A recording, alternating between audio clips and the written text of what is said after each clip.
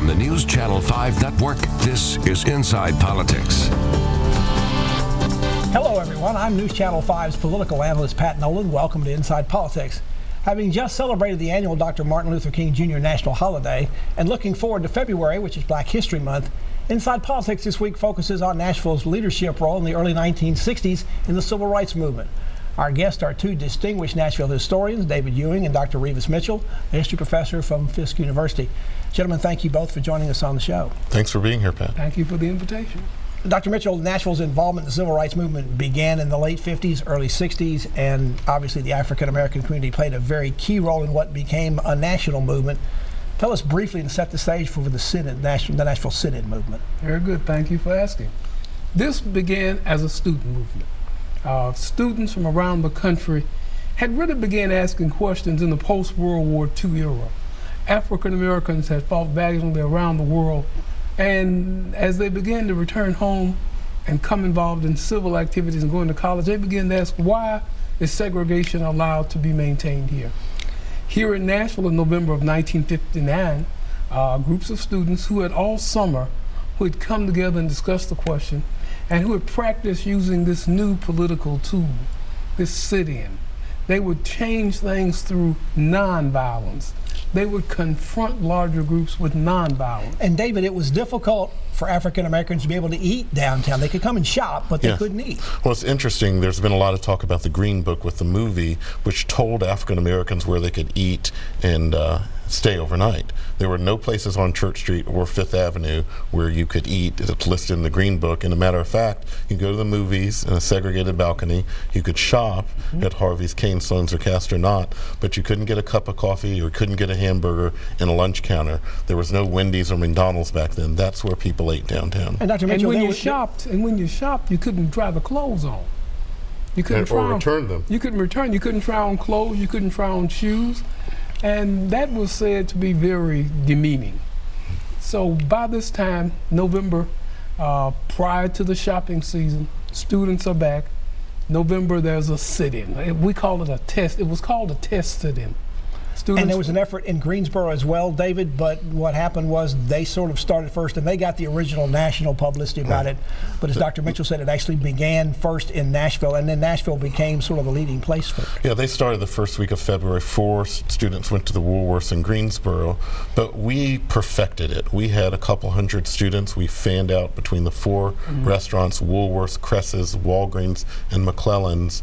And the great thing about our movement was they were following the teachings of Dr. King and Gandhi. It was nonviolent. It was peaceful. They knew that they were probably going to get arrested and probably be treated badly by some members of the public, and that's exactly what happened. Dr. Mitchell, there was some concern about going ahead after Greensboro because they weren't sure they were ready to do it, and there was quite a bit of training involved. They didn't just show up and do this, which is, I think, how it started in Greensboro. Quite a bit of training, but you hit on the key point. There was a transition in the country between November and February. A new instance, something called the evening news. And when those students went out in Greensboro, they were covered.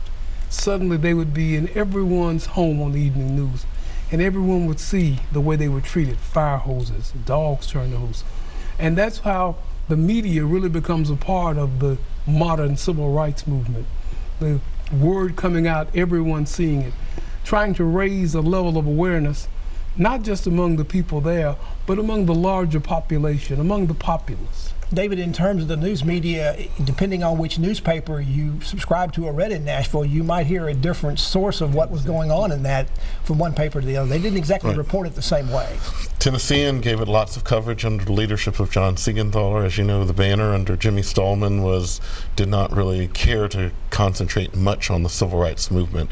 Ironically, and I know we'll talk about the civil rights room in the library later, the Banner took photos of the movement in the sit-in, some of the better photos that we have, and they never were published. But now we have this treasure trove of images because they were almost spying on them taking these pictures. Dr. Mitchell, before the sit-ins began, at least in earnest, there was an effort to reach out to Cane Stones and Castor Knot, who were the two major department stores that had major eating facilities inside, to see if they would voluntarily go ahead, at least start some sort of desegregation, but that didn't work. And from the leadership group, they were surprised leadership of Kane Sloans and others, because they knew the negotiations were ongoing. They were very much surprised, but the students made the call for the November move. And after November, and then after February, after Greensboro, the secret was how you organize. And there'd never been organization like this. We were talking earlier, when the troops came down Jefferson Street, people would get up from businesses and join the marches. Strategically, they organized the marches, and I thought it was ironic. I was a child in elementary school, but suddenly the sisters, the nuns at St. Vincent's, left. And later on, we found out they were in the head of the march. So this was all quite strategic. It was well organized. I think sometimes people miss just how organized all of this was. David, the religious community and the African American community was quite active in this. Two names that come out that were very much involved in the leadership are the Reverend Kelly Miller Smith of the downtown of the First Baptist Church, Capitol Hill, and also Mr. Lawson. Yeah. Kelly Miller Smith baptized me, and I grew up in the old First Baptist Church, Capitol Hill, that Martin Luther King spoke in. And James Lawson had come down here, the instruction of Martin Luther King, and they basically trained these young students in the kind of nonviolent protest, that they knew that they were going to get beat, that salt was going to be thrown in their eyes and coffee on their head, but they told them not to fight back, and they told them to stand up for what was morally right. And that's what the training was, wasn't it? The training, I mean, they literally yelled at people. They literally treated them the way they were going to be treated when they went to these. And it's ironic because the training would take place primarily at Clark Memorial Church.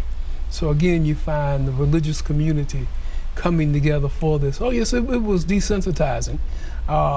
You know, so much so that later on, I guess it was in the 80s and 90s, when Eyes on the Prize, the documentary came out, it was a hit because people weren't aware just how violent the civil rights movement was, and just how much it took for those students to be harassed and spit upon, but yet not strike back.